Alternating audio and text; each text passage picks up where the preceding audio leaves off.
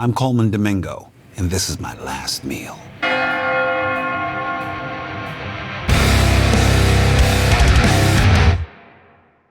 Every person has exactly two things in common. We all gotta eat and we're all gonna die.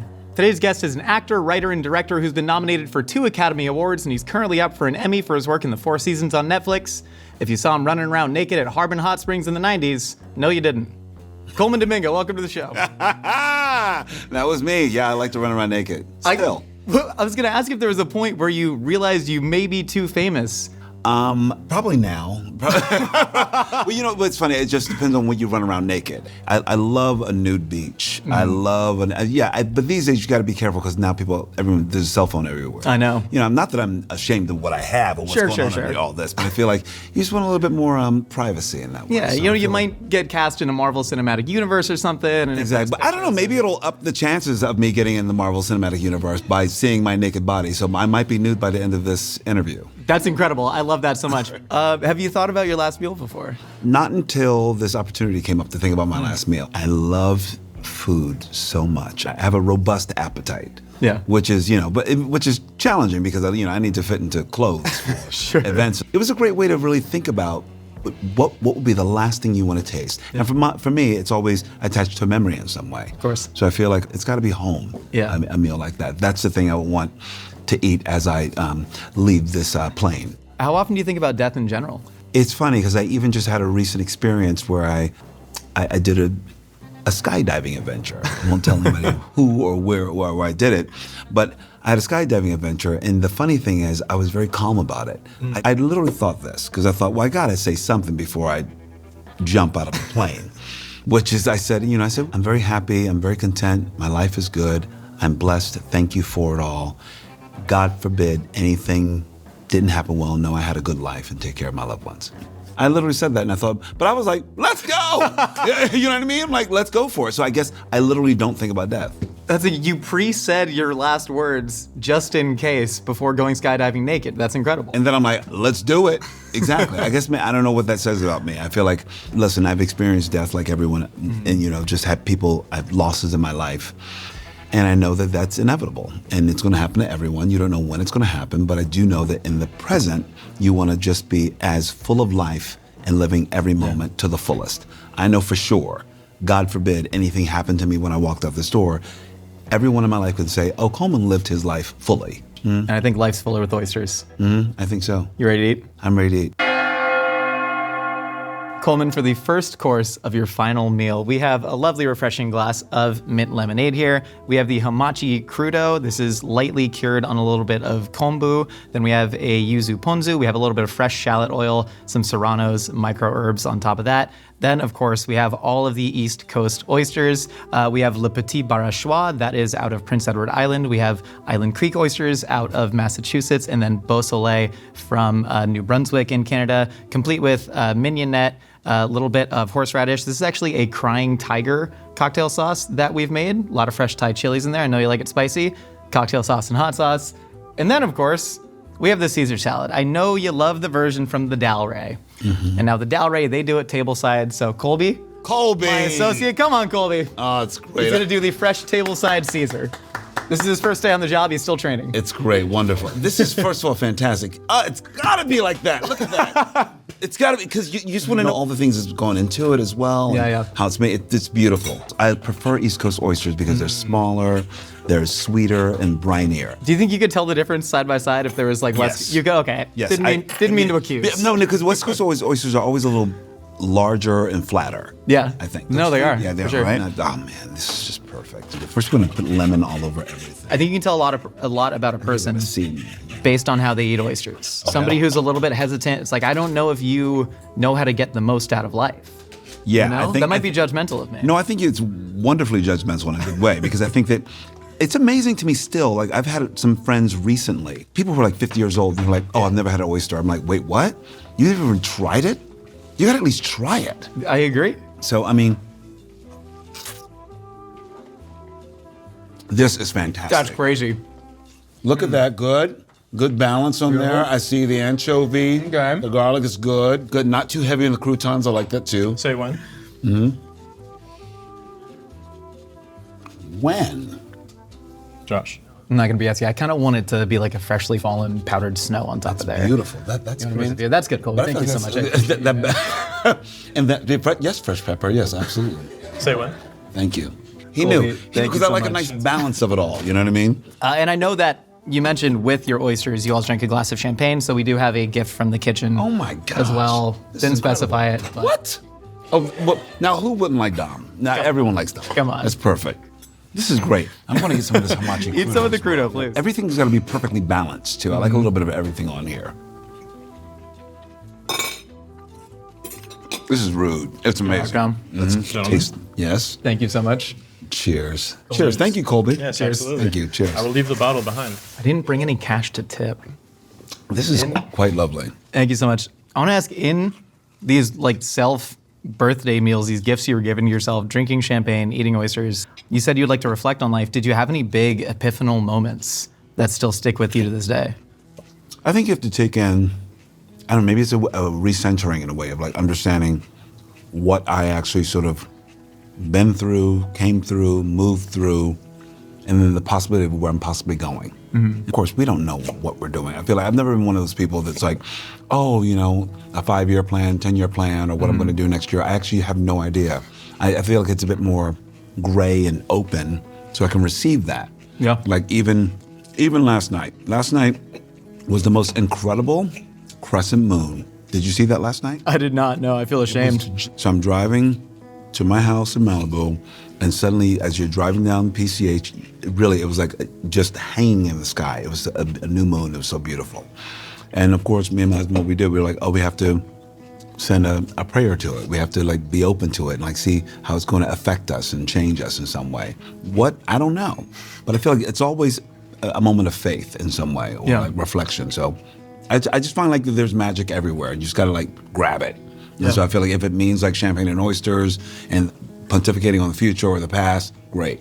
Whatever's useful that helps you, because you got to have something to look forward to. Yeah. And I think that's what prayers and wishes are as well too. I love that. Yeah, so it's like you always got to have something to look forward to. It's almost kind of like finding like sacredness everywhere you look in a way, which I think is a really great way to sort of go through life. This is the thing I know for sure. If I don't know anything else, I do know that you have to have a connection to something. And it doesn't have to be called God, but it could be just nature, or having faith in people or things, you know. But I have a friend who's very bogged down by the ills of the world. Yeah. And she loves to send me a message telling me what she's thinking about. We've had a nurturing relationship where I have to tell her, say, you know, I understand how you feel, but you have to think about how useful is that feeling to feel like that and let that carry you through the day. Or do you want to find the small things and enjoyment and what you can actually do? And I'm like, you can't take care of, I can't take care of the ills of the world. But what I can do is have an effect on, you know, these micro moments. Yeah. And hopefully that'll affect some change. Yeah, I yeah. don't know why I'm telling you this, but No, I think it's really pertinent. And also, you've talking about bringing so much magic to people, which you absolutely do. And also, you know, you're nominated for an Emmy for a comedy, which is really incredible because you're in a show, The Four Seasons on Netflix. Go watch it. It's really great. But in Sing Sing, you actually quote a famous character actor's dying words where you say, dying is easy, comedy is hard. You make it look really easy in The Four Seasons. comedy is very hard In what way? because it's kind of scientific. Everyone I work with in the Four Seasons, they're like mad scientists of comedy. Yeah. Tina Fey, the way she would tell a story, she's never trying to be funny. She just has all the beats and the timing and the pause. It's really mathematical in a way. Even when I was coming up in the theater in San Francisco years ago, we're talking the early 90s, I was doing a lot of Shakespeare and I played the clown. And I had to learn how to like land some old, dusty Shakespeare jokes. A colleague of mine, Danny Shea, a wonderful director and actor in San Francisco, would say, just imagine, if I'm telling a joke and trying to land a joke, if I'm telling a joke to you, he said, don't tell the joke to that person on stage with you. Turn out, they know the joke. It's not funny to them. Sometimes you just go like, right? And then it lands. So Man. it's just math. Instead of going, right? That doesn't get a laugh. Sure. It's just turn out, right? That'll get the laugh. So it's all, you have to learn the math of it and the numbers of it. So I think that it's actually harder, to be honest, than like drama. I feel like drama, you know, finding those moments and beats and story and character and all that stuff, you can land it and get there. But comedy, for me, honestly, I feel like my comedy, I literally play it quote unquote straight. Yeah. I sort of like, I'm the straight man when it comes to in the Four Seasons with Marco Cavani. He's absolutely the fool. Yeah. It's funny because Marco and I would talk about this because he hadn't been acting for like 15 years. And so he would say, I would just look at him very B. Arthur, very dry, and deliver a line. And then after he says, "Are you okay?" I said, "Yeah." I said, "But I can't play into what you're doing. I have to strike a balance." The straight man is almost like the voice of the audience in a sense of reacting with the perfect timing. Think about this, B. Arthur. You think about the Golden Girls. Golden Girls, magnificent. Anyone wants to learn anything about comedy, just watch Golden Girls over and over again. They all know the rules of like, okay, if Rose is the fool right now, I'm deadpan. And just taking this information, who was actually the straight man in the scenario? There's always one. I have a terrible thing to tell you. What? I've never seen a single episode of The Golden Girls. I know, Colman. And can we give me the check? It's so incredible to see like how you diagnose acting is like watching an elite athlete like diagnose their own sport. And I know you've been doing it for such a long time. I want to take you back to the moment when you were living with 3 other people in a studio apartment in the Tenderloin in San Francisco. Jesus Christ. You were producing plays in the basement of the Theater Rhinoceros, Colman, with the Afro Blues Power Theater Collective for $500 a pop. My God, you know everything. And you did it. That's incredible. Yeah, man. Listen, I started my career in San Francisco. I moved there to, I think, honestly, more than anything, to find myself. I had a good friend, my friend Guy. He moved out to San Francisco, and he was like, "You got to come out here. You got to come out here." I was struggling in school. I was struggling because I was, paying for my education, and I was also working a couple part-time jobs, and I was starting to fail. And I was like, "Okay, I'm going to take a beat, go out to San Francisco, hang out with Guy and his friends." And my mother was like, "You can always go back to school and pick up your credits." So I took a chance, moved out there, and there were 3 guys living in a studio apartment in the Tenderloin, which is a little dicey. It still is a little dicey. You know, ladies of the night and, hanging out by your doorstep. I got to know all of them because I'm very friendly. And I took an acting class in college. But then when I moved to San Francisco, I was like, I like that feeling. I'm going to take some acting courses.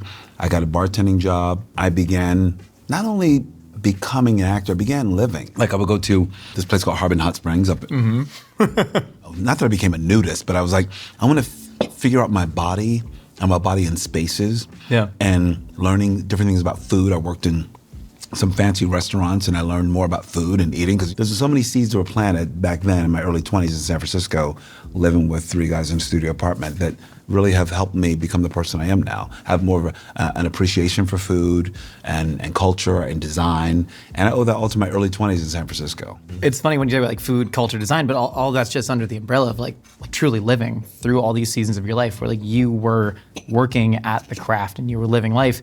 I think that's what gives all of this context. That's what gives the Dom Perignon context. I don't know, are you like sort of grateful for that in a way? I'm very grateful that like I feel like my whole path, and I've been a working artist for 35 years. Yeah. But the entire time, wherever I was fully living. Even at, I would say even when I worked in New York at a place called the 55 Bar, I had shifts where I would close the bar at 4 a.m. About 1 o'clock in the morning, I would invite my actor friends to come over. We'd make drinks, we'd hang out, we'd do so, I'd be doing some writing. Hey, would you like to read this, whatever? But I was making it all a part of the experience. Yeah. It wasn't just like, because I feel like sometimes people like to parcel things out and say, well, either I'm doing this or doing that.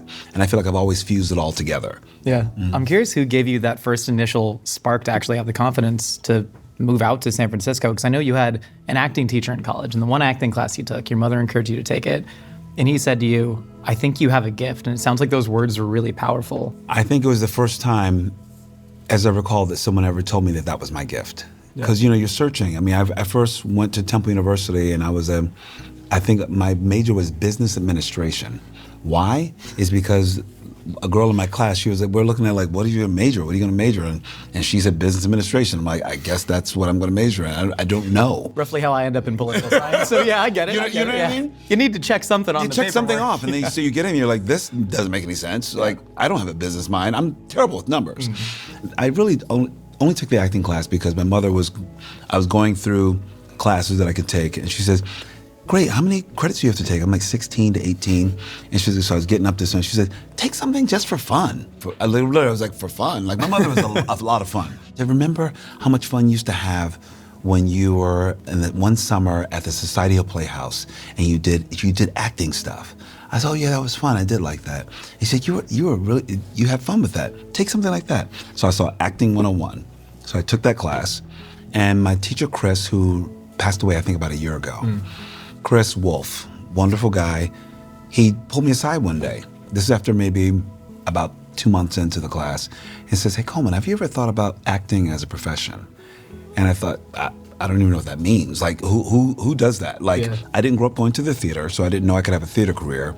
And people in television and film, they live in Hollywood. I don't know how you get from Philadelphia to that. Sure. Or what that is, but I thought that those were special people. He said, no, I'd be very curious if you did pursue this, because I really think you have a gift. And really, that's why I think I know teachers are that powerful, because I know that changed my trajectory. And so, because I took some other matriculating classes, and I knew the Walnut Street Theater School, I looked up classes I could take off campus, because I was a very shy kid.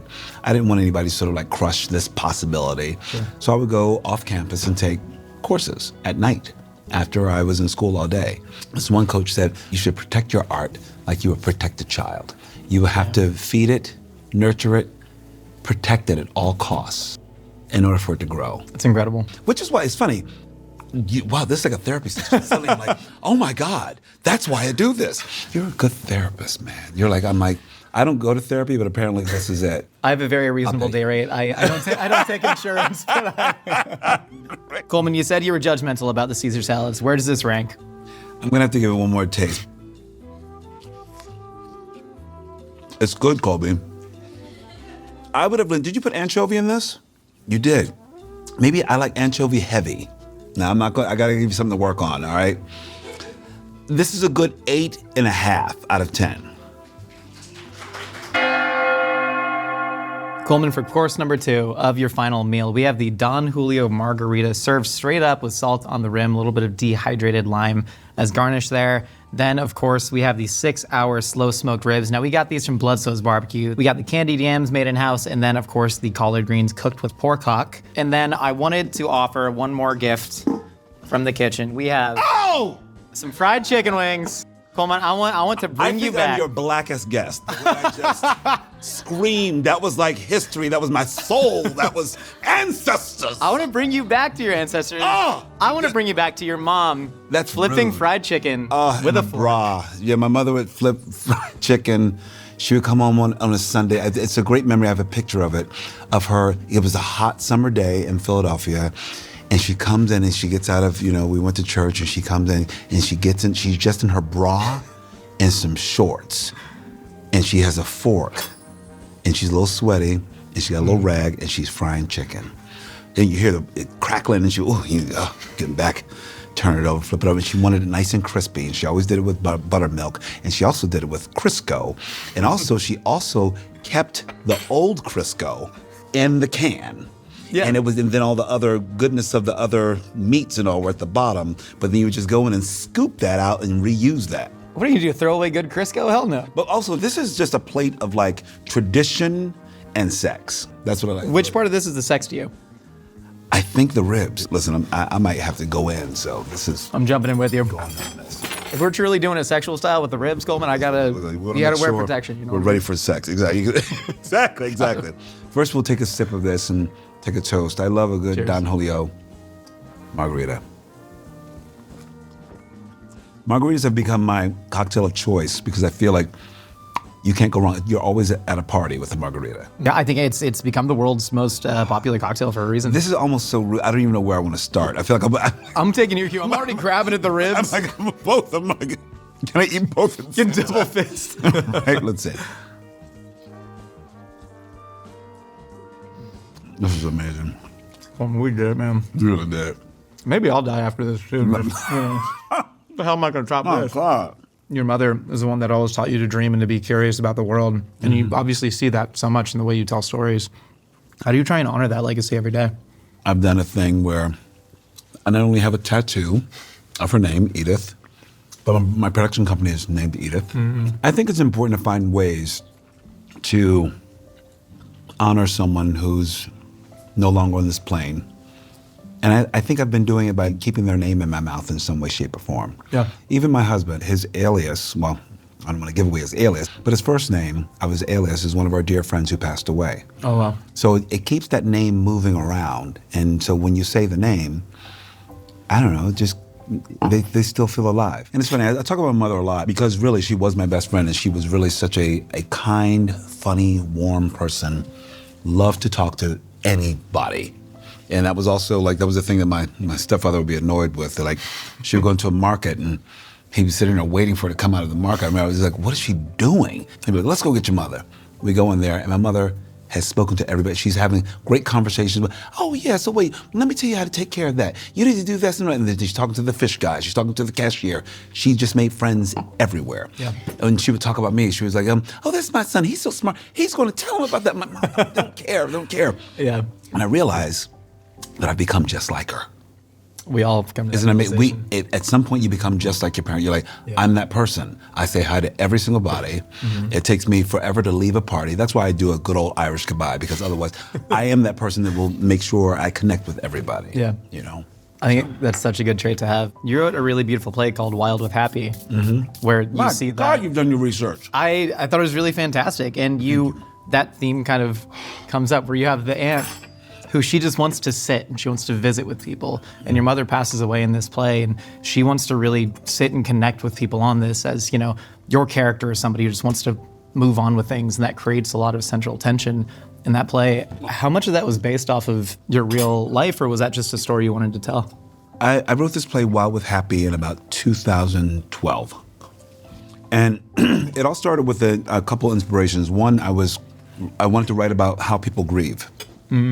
And because everyone says that I lost both my parents in 2006, and they were like my grieving process, they appeared to have been very healthy. And then I got treated to a trip to Disney World for the first time by one of my dear friends, Anika Noni Rose, who's a Disney princess. She'd just become Princess Tiana. And she said, hey, I'm gonna take you, we gotta go watch the fireworks. We're walking through Disney World, and so she literally says, oh my God, look at everyone. Everyone's just wild with happy. And I thought, they're wild with happy. They're just wild with happy. And then we sit and we watch the fireworks display. And she's like, I really want you to see this. Globe comes down on the barge, and then there's all these lights and faces of people, and then it opens up, and then fire comes out, and Celine Dion's playing, and you're overwhelmed by all of it. And then suddenly I started crying, and she's crying, and the others were with us, were all crying. She's like, oh my God, I believe. Yo, did you believe? I'm like, yeah, I believe. And I thought, that's the play. It's about getting someone to believe again. Yeah. And so I wanted to really sort of like construct someone sort of that had traits that I have, but to really invert it in a way and make this person a very sort of like hardened human being. And the whole arc of the play is to get this person to believe in something again. If you're not going to believe in God or people or humanity, maybe you'll believe in Disney World. Yeah. Maybe you'll believe in the Cinderella suite at Disney World. And I'm glad you brought that one up, because it was something, it keeps coming up. Because also it talks about my character's relationship with faith and writing letters to Oprah, which is what my mother used to do. So I put that in the play. Then my mother wrote letters to Oprah, and he's just like, why are you writing she's not going to do anything. She's like, oh no, she helps people. And he's like, he's so disgruntled by all of it. Yeah. And then the wildest thing is, because that's really based on real conversations with me and my mother, the fact that Oprah Winfrey and I are very close now.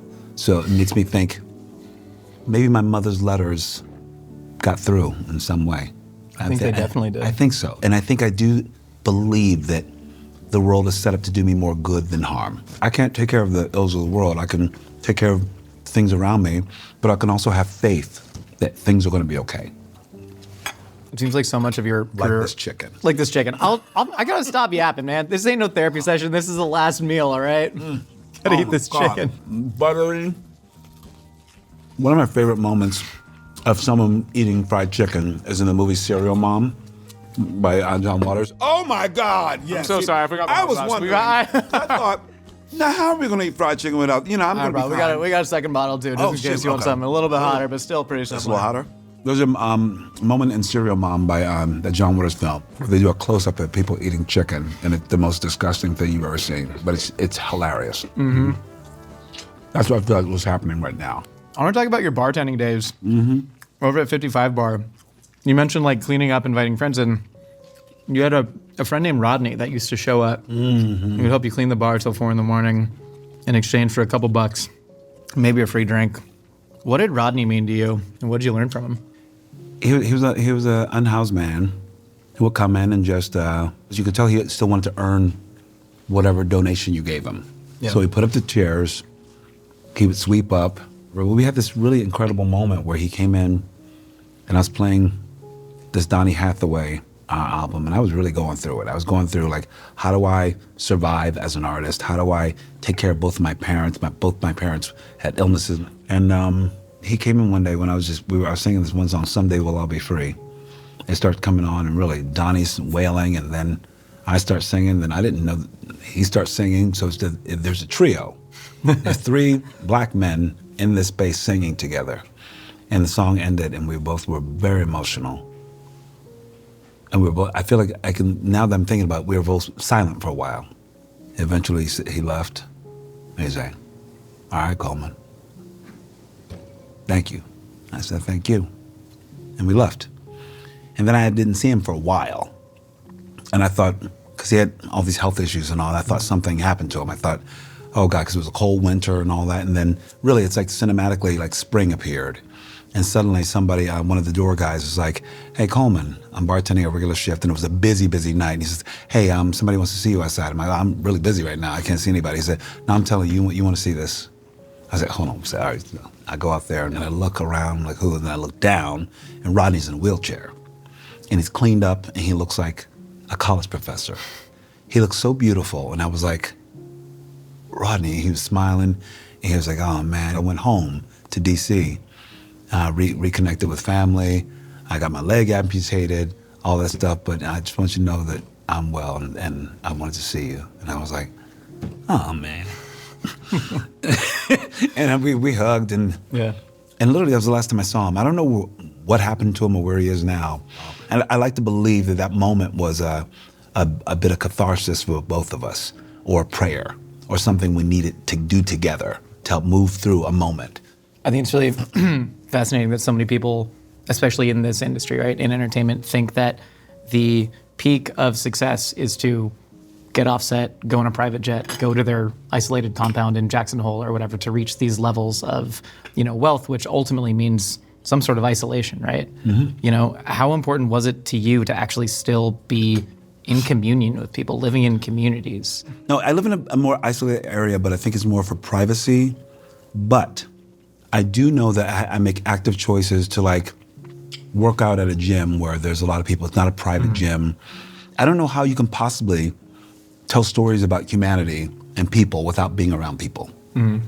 I've witnessed that with certain people who've gained some success and they're very isolated. Mm-hmm. And also, I don't want to end up crazy or weird. I feel like... You haven't joined a cult yet now that you moved to Malibu? I almost joined a cult in Mexico City, but that's another story. That's who all these people are outside. I was wondering, all the matching outfits. Colman, it seemed I thought they were part of the Met Gala. It was just a group of nice people, and then I was like, wait a minute, this is weird. I was like, what's up with you guys? Yeah, this is my first encounter, but as I did research and found out more about them, I'm like, oh, that's a cult. I still feel like we should join, but we'll get dessert and mull it over. Is this a cult? It might be. That's fair. Colman, for the final course of your final meal, we have a beautiful bottle of Sauternes wine. Beautiful, nice, syrupy, a little bit of floral, a little bit of those honeysuckle notes. Mm-hmm. And then, of course, we have the sticky toffee pudding with a little bit of clotted cream and vanilla ice cream. Then we have the sweet potato pie with the butter pecan ice cream. And then we did have one more surprise for you. What is that? You did not get water ice. We got you water ice because it's my last meal. It's your last meal. And I was watching Sing Sing the other day, which is a fantastic movie. But there is a point where you, as Divine G. Whitfield, are being asked to talk about your perfect memory. And you say, it's a hot summer day. My mom gave me 25 cents to get the water ice. And I thought, Divine G. Whitfield is not from Philadelphia. He's from New York. New York would call this Italian ice. You got it. I thought this might be a Colman Domingo memory. It's a Colman Domingo memory. That was embedded in there. You're really good. Thank you. Because that was, my director, Greg Cuidar, said, we're going to do an improv and tell a personal story. And so for us, it was the moment to actually bring in, instead of Divine G, it was Colman right there. And it was like one of my memories, which was a cherry water ice. It is very Philly, and you gotta say water, because that's what we say. And we say water ice, water ice. I grew up heavy on the water ice. Yeah, water ice. All of it's beautiful. It's like, it's giving me like very, very British here, and then very Southern here, very Philly, very French. That's me. It truly is. The whole story, this could have been the entire last meal. And I grew up on my mother's sweet potato pies. And everyone knows how to make sweet potato pies in my family. And I actually will challenge my sister right now that I make the best sweet potato pies. I figured it out. I know the secret. Battle me, sis. Sis, come back. Come on the show. We got a full kitchen right here. Exactly. 2 ovens. The official Domingo family sweet potato pie battles going down here. Exactly. When's the last time you've been to a Rita's Water Ice? Last time I had a water ice was maybe about 3 years ago. And I went down to South Street. I was like, we gotta get a water ice. Because it's not a thing that, we just don't have that in California. No, Rita's tried to franchise, but I think they're doing. California's like, we're not having it? Yeah, a little bit. Which is perfect. Okay, have that. Now, sweet potato pie, I'm going to judge this because I'm such a fan. Something insane, man. You got to have some sauternes with it, too. Wait, with the butter pecan ice cream? That's amazing. That's amazing. Okay, sticky toffee pudding. Sticky toffee pudding. You lived in London for a fair amount of time. Is that where this comes from? I lived there for a year and a half when I was doing a lot of theater there. I love that. The 2 textures of cream. Oh. There's so many different temperatures going on. Look at that. That's very sexual, isn't it? Look at that. This is very sexual. This is an incredibly sexual meal. I want to talk a little bit more about Sing Sing. I love that one of the theses of the film seems to be that like vulnerability is really the key to what makes us human. Absolutely. Right? And so much of the film, it's like you're not seeing these people as criminals. You're not even seeing them as men. You're seeing them as humans who thrive off vulnerability, love, and safety just as anybody does.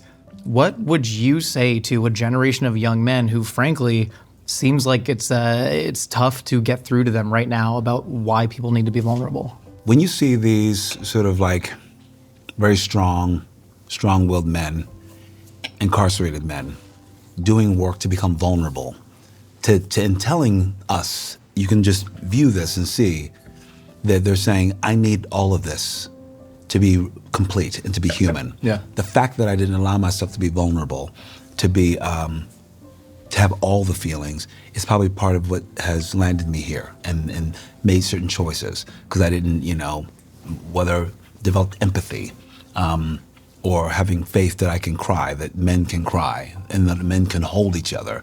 Not everything has to do with sexuality, which is something that is so deeply seated in our culture. When young men are being raised, to say like, oh, even touch, something about that. Yeah. But also the idea, this is the thing that I've enjoyed about being a part of Sing Sing. The ideas of like what touch means is like not everything is sexual, not everything is masculine, feminine. It's just being human. Yeah. That's all it is. And what we're saying is an examination in Sing Sing is saying these men are putting that on the line and saying it's not, it hasn't been key to my humanity, my evolution. I've got to let that part of myself go. My tears are okay. Me being vulnerable does not say that I'm weak, but also it's okay to be weak sometimes too. Yeah. Who said that being weak is not a strength? Because I feel like you can only learn from it and grow from it in some way. So I think we're telling young men to say, have all those feelings. I don't think I was a necessarily effeminate child, but I was very soft. I was very skinny and a nerd and all that stuff. But I was never told by my family that was wrong. But they also knew that I was very sensitive, and I think that I knew that wasn't a terrible thing for me. I knew that it was okay to be vulnerable and to have all my feelings, Like when I can come in and see my mother at the dining room table worried about bills, and she'd be in tears, and I would go and hold her, and we hold each, I'm like, it's gonna be okay, mommy. You know what I mean? I feel like I know that there was nothing wrong with that. So I think I tell young men these days, if anyone's sort of like watching me as like how I navigate spaces, which is like, have all those feelings. This is the thing that I love, and this is a weird segue to this, but it all makes sense.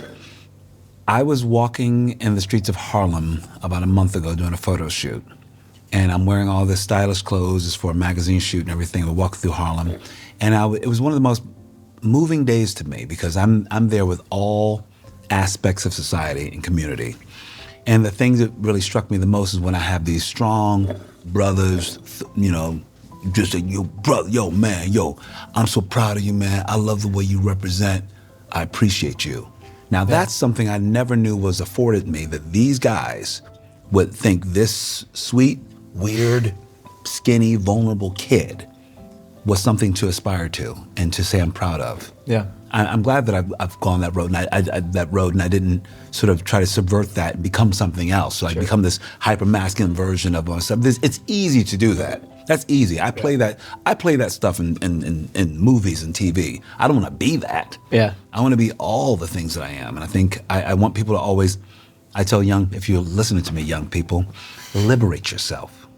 Stay liberated with all your feelings, because I think that is the key to your heart, to humanity, and finding your space in the world. It's funny when you say, like, it's easy to perform a certain type of masculinity. And I think you say it as much in Sing Sing, where you say it's easy to play anger. Absolutely. It's harder to play hurt, which is actually what the anger is. That's more complicated. Much more complicated. Because when people playing angry is the easiest thing to play. Yeah. You can play anger like that. But it's more complicated to deal with hurt or pain. Because actually with hurt or pain, if you call it that, you're like, actually you hurt my feelings. You can actually grow from that. Yeah. If you're saying, I'm mad, I'm angry, that doesn't get you anywhere. Then the other person's going to be defensive. You're going to be both mad and angry together. Yeah. Unless you say, I'm hurt, that really hurt me. Then you're, oh, wow, okay, now there's more complicated things to unpack. Yeah. It's actually more interesting, too. Yeah. And talking about growing from hurt, if we take it back to Wild with Happy, there's a line where you say, death is a thief, but with that thief of life, we can grow ourselves from it, which I thought was like a really beautiful way to phrase that. Is there anything about when your mother passed away or the process of writing that play that, you felt yourself really grow from that, whether it was, viewing Oprah as a benevolent deity, because she is? I think my most vulnerable self is found in my writing. Every character's me.